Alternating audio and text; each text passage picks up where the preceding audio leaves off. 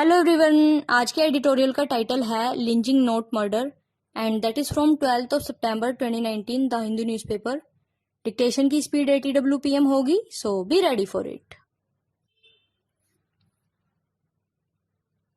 The decision of the Jharkhand police that the killing of Tabrez Ansari 24 in June did not amount to murder is quite debatable. They have chosen to charge the 11-man arrested for his lynching with culpable homicide that does not amount to murder. To the layman, it would seem strange that those who labeled Ansari a thief, tied him to a pole and assaulted him for hours at night are not going to be prosecuted for murder. It is not clear if the police are going to include accounts that claim he was forced to chant Jai Shri Ram.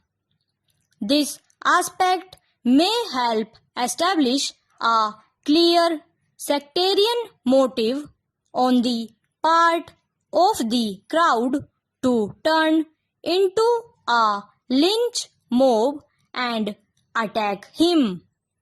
It is known that it was only the arrival of the police that ended the assault on him.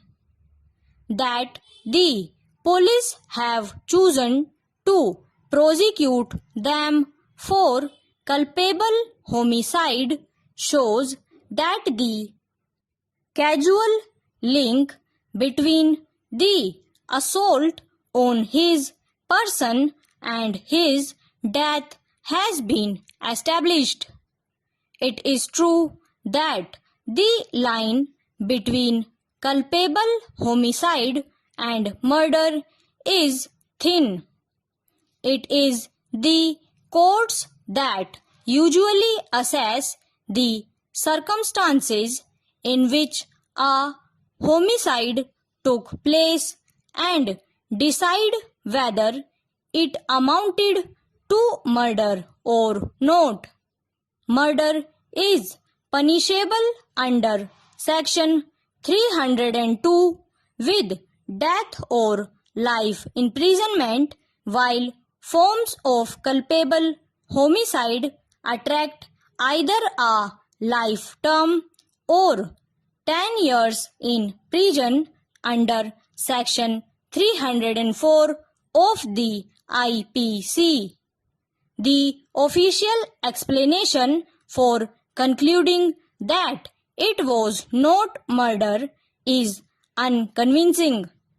The two-pronged argument is that the medical report gave the cause of death as cardiac arrest due to stress, and the fact that victim did not die immediately but succumbed some days later. The police also say a second opinion from forensic experts was that the death was caused due to combination of heart attack and the injuries he suffered.